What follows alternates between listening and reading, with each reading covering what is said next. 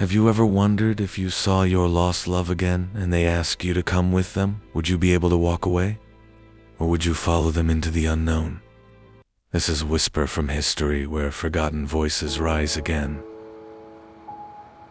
The winter came early to the river town, and with it came silence that felt heavier than snow. In a narrow house near the rail yard lived a man named Elias who had buried his wife the previous spring. Neighbors said grief had hollowed him out. He walked slower. He spoke less. Yet on one cold evening he arrived at the general store with eyes lit by something close to wonder. He said he had seen her, standing by the elm near the cemetery gate. Not as a memory, not as a dream. She looked at him and smiled, then vanished into the fog. Word spread quickly in a town where little ever changed. Some said grief had finally broken him.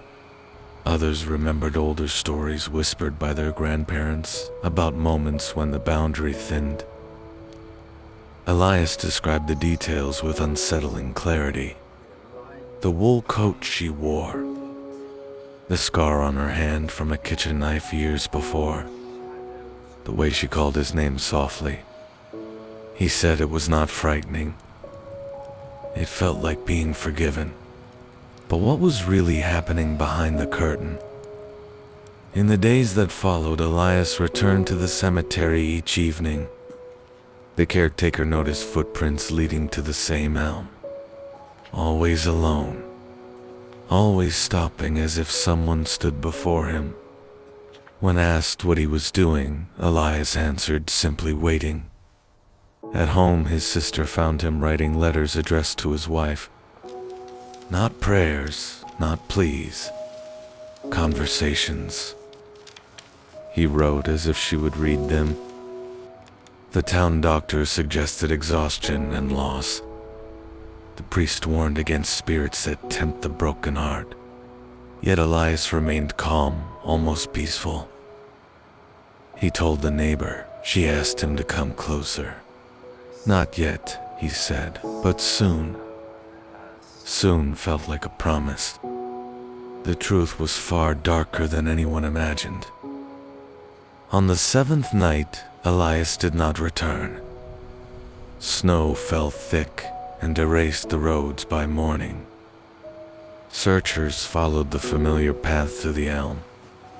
There were footprints going in, none coming back. No sign of struggle, no blood. Only his coat folded neatly at the base of the tree. Inside the pocket, a final letter. It said she was waiting and he was no longer afraid. But where does a man go when he follows the dead? Years later, stories still circulate in the river town. Some claim to see two figures near the cemetery at dusk, walking side by side.